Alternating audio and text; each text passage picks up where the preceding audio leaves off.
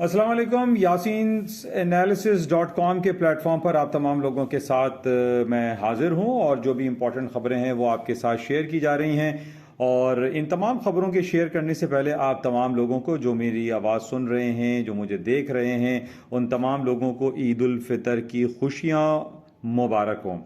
आज पाकिस्तान में दूसरा दिन रहा और कल पाकिस्तान में ईद उल फितर की तीसरा दिन सेलिब्रेट किया जाएगा। लोग अपनी तातीलात के हवाले से मशगूल हैं, मुलाकातें कर रहे हैं और बगलगीर हो रहे हैं और ईद उल फितर की मिठाइयाँ और सवैयाँ से लुत्फ़ अंदोज़ हो रहे हैं।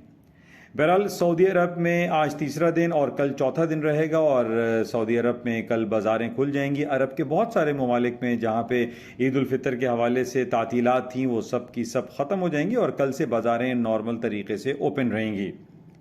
आज इतवार का दिन रहा और इतवार के दिन में हमने ये देखा है कि जो सऊदी अरब और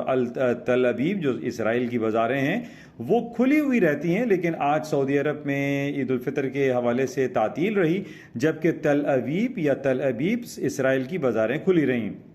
आज इसराइल की बाजार में हमने देखा कि 0.63% मार्केटें ऊपरी सतहों पर रहीं, जो कि हमें इंडिकेट करती हैं कि माइट पॉसिबल अमेरिका में भी स्टॉक मार्केटें थोड़ी सी ऊपरी सतहों पर रहें या रेंज बाउंड रहें,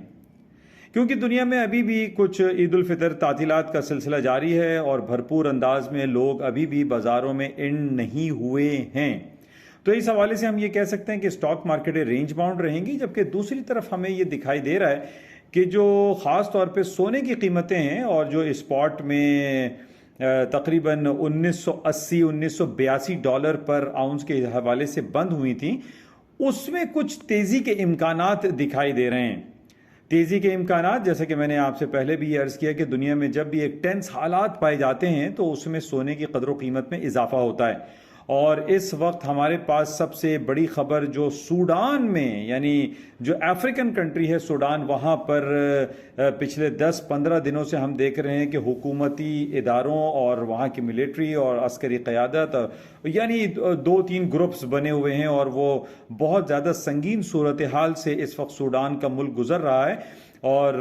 काफ़ी हालात संगीन दिखाई दे रहे हैं और काफ़ी लोगों की हलाकत की खबरें भी सूडान से आई हैं। ये हमारे पास बड़े काफ़ी दिनों के बाद हमने ये देखा है कि इसराइल और फ़लस्तीन के हवाले से हटकर हम सूडान को देख रहे हैं कि वहाँ पर काफ़ी हालात कशीदा दिखाई दे रहे हैं। इस कशीदा हालात के बेसिस पे, जैसे कि पहले भी आपसे कहा कि जनाब सोने की कीमतों में इजाफा हो सकता है, क्रूड ऑयल की कीमतों में इजाफे के इम्कानात मौजूद रहते हैं जब भी कहीं टेंस हालात होते हैं। तो इस हवाले से हम ये कह सकते हैं कि सोने की कीमतों में कदर कीमत में थोड़ा इजाफा मुमकिन है, क्योंकि टेक्निकल ग्राउंड पे भी अगर हम देख रहे हैं कि 1970 इन spot cash market is a very important supporting level है। मार्केट यहाँ से ऊपरी सतहों पर जा सकती है। तो जो हाईली रिकमेंडेशन आपको दी जा रही है उसमें यही है कि 1970 के नीचे आप अपने स्टॉप्स प्लेस करके, चाहे आप वर्चुअल ट्रेड कर रहे हैं या आप फिजिकल ट्रेड करते हैं, आप परचेजिंग एडॉप्ट कर सकते हैं 1970 के नीचे स्टॉप लगा के। इसी तरीके से क्रूड ऑयल की प्राइसेस में भी ऊपरी सतहों पर जाने के इम्कानात मौजूद हैं, जैसे कि आज से तकरीबन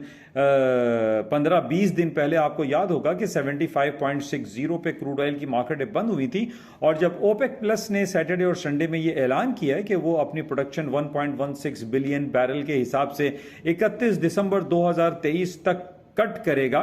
तो इस हवाले से हमने देखा था तकरीबन 5 से 6 डॉलर का फर्क आया और मार्केटें ऊपरी सतहों पर गई और 83.55 का हाई करने के बाद बाजारें दोबारा 76 के लगभग दोबारा आ गईं,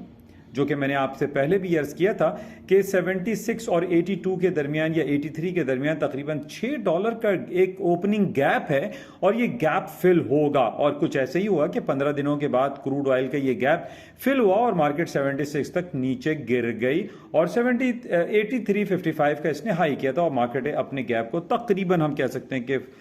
उसने गैप को फिल किया है। तो बहरहाल कल की जो खबरें हैं, जो कल की जो बातें हैं, जो सूडान के हवाले से जो खबरें चल रही हैं, इस पे बाज़ारों में तेज़ी के इम्कानात दिखाई देते हैं और सोने की कीमतों में जो इंपॉर्टेंट टेक्निकल लेवल है वो 1970 a very important crucial supporting level है। तो बहरहाल जैसे कि मैंने आपसे ये कहा कि ईद उल फितर की तातीलात के हवाले से बाज़ारों में थोड़ा सा वॉल्यूम कम दिखाई दे रहा है और कल भी ज़ाहिर है पाकिस्तान और एशियन मार्केटें कुछ बंद जैसी रहेंगी और बिल्कुल ऐसे ही जिस तरीके से हम देखते हैं कि थैंक्स गिविंग डे हॉलीडे हो जाए या गुड फ्राइडे हॉलीडे हो जाए या ईस्टर हॉलीडे के हवाले से जब तातीलात अमेरिका और यूरोपियन कंट्रीज़ में रहती हैं तो उसके असरात कुछ ना कुछ बाज़ारों पर पड़ते हैं। और ऐसे ही सूरत हाल ईद उल फितर इस्लामिक वर्ल्ड में जो तातीलात हैं उसका एक इम्पैक्ट बाज़ारों पर पड़ता है। तो बहरहाल इसको हम चेक में रखते हैं कि क्या कुछ होता है और बाज़ारें किन लेवल्स पर खुलती हैं, लेकिन जो इम्कानात दिखाई दे रहे हैं उसमें हम पॉजिटिव उनसर तलाश कर रहे हैं या देख रहे हैं कि सोने की कीमतों में इजाफा हो सकता है, तेल की कीमतों में इजाफे के इम्कानात मौजूद हैं बिकॉज ऑफ के सूडान के जो हालात हैं वो संगीन से संगीन तर होते चले जा रहे हैं। इससे पहले भी हमें मालूम है कि जिस तरीके से इसराइल और फ़लस्तीन का मसला है और पिछले दिनों हमने देखा कि मस्जिद जो बैतुल मुक़द्दस है वहाँ पर काफ़ी संगीन सूरत हाल रही। फिर रूस और यूक्रेन के हवाले से जो हालात हैं इन बेसिस पे हम ये कह सकते हैं कि सोने की कीमतों में इजाफे के इम्कानात रहेंगे।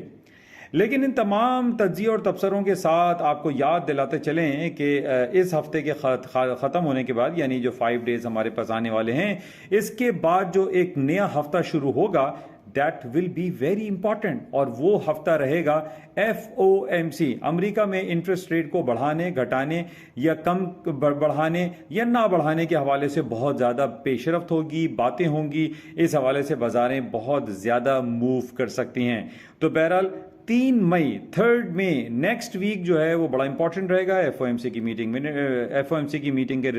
FOMC के जो रिजल्ट्स हैं वो आपके सामने पेश किए जाएंगे कि अमेरिका अपने 5% से इंटरेस्ट रेट को 5.25 करता है, 5.5 करता है, ये हमें देखना पड़ेगा। लेकिन ये हफ्ता हमारे लिए बड़ा इंपॉर्टेंट रहेगा इस हवाले से कि ये हफ्ते में सिर्फ हमारे पास ये तज्जिए तबसरे और पेशन गोइयाँ आती रहेंगी कि आइंदा हफ्ते अमेरिका अपने इंटरेस्ट रेट में क्या कुछ करने वाला है। तो बहरहाल इसको हम देखते हैं कि क्या कुछ होता है। लेकिन आज की खबर में यही है कि तातीलात अभी भी चल रही हैं, कहीं तातीलात ख़त्म हो गई हैं, कहीं तातीलात जो है वो अभी भी बरकरार हैं। 1-2 दिन अभी भी ऐसा सेट होने में लगेगा कि मुस्लिम वर्ल्ड में ईद उल फितर की हॉलीडेज़ चल रही हैं और वॉल्यूम थोड़ा सा कम रहेगा। और लेकिन इस सूडान के मामले को आप लोग तमाम लोग नज़र में रखें कि सूडान में क्या कुछ हो रहा है और इसके असरात बाज़ारों पर क्या पड़ेंगे।